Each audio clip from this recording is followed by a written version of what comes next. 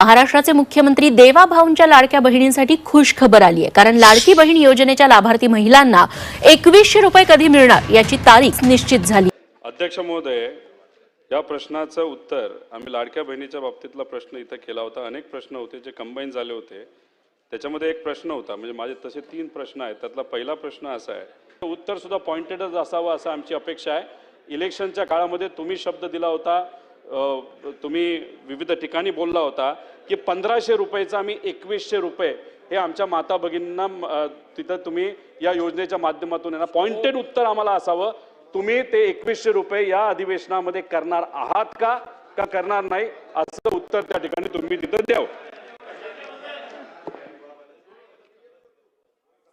अध्यक्ष महोदय, पहिला प्रश्न जो सन्माननीय सदस्य रोहितजींनी या ठिकाणी विचारला, आम्ही ज्या वेळेला मुख्यमंत्री माझी लाडकी बहीण ही योजना घोषित केली त्यावेळेला अंगणवाडी सेविका ज्या पात्र लाभार्थ्यांचे फॉर्म भरतील त्यांना त्या ठिकाणी या संदर्भातले इन्सेंटिव्ह हे देण्यात येईल अशा पद्धतीची घोषणा केलेली होती। तरतूद ही त्या योजनेच्या अंतर्गत केली आणि जवळपास 31 कोटीपेक्षा अधिक जी इन्सेंटिव्हची रक्कम आहे ही प्रत्येक जिल्ह्याच्या महिला कार्यक्रम बालविकासचे जे जिल्हा कार्यक्रम अधिकारी आहेत त्यांच्या इथं जमा केलेली आहे आणि जवळपास 26 जिल्ह्यांपेक्षा अधिक त्या ठिकाणी जिल्ह्यांमधल्या ज्या अंगणवाडी सेविका आहेत यांच्या खात्यामध्ये ती जमा होण्याची सुरुवात सुद्धा झालेली आहे।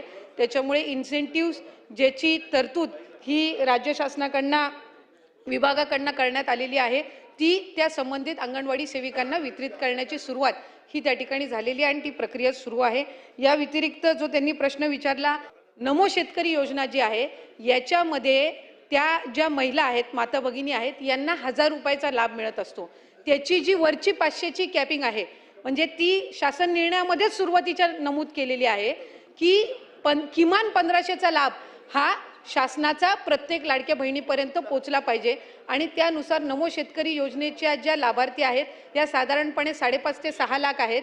त्यांना या योजनेतून वगळण्यात आलेलं नाहीये, फक्त त्यांना 1000 रुपये हे नमो शेतकरी योजनेतून मिळतात आणि वरचे 500 जे आहेत हे आपल्या लाडक्या बहीण योजनेच्या माध्यमातून मिळत असतात।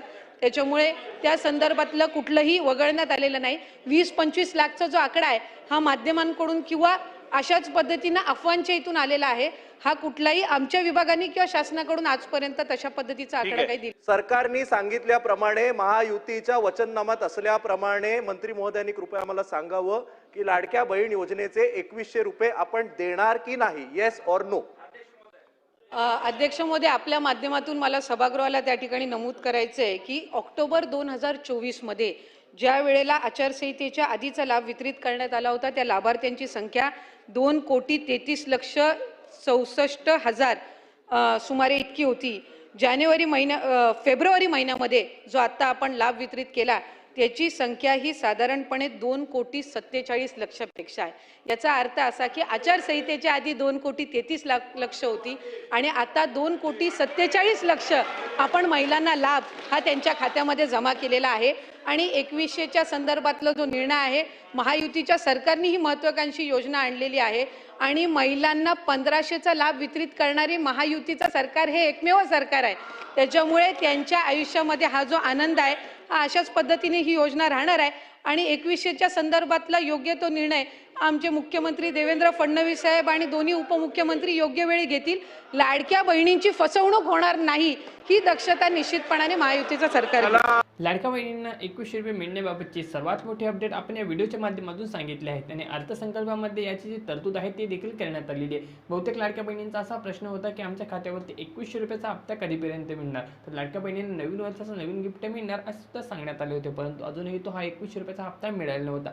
पण राज्यामध्ये सध्या अर्थसंकल्प सादर होत आहे आणि उन्हाळी अधिवेशनाला सुरुवात झाली आहे, त्यामुळे 2100 रुपयाची माहिती या अधिवेशनामध्ये सांगण्यात आलेली आहे आणि व्हिडिओ बघितला असेल तर तुम्हाला आता ही संपूर्ण माहिती कळालीच असेल।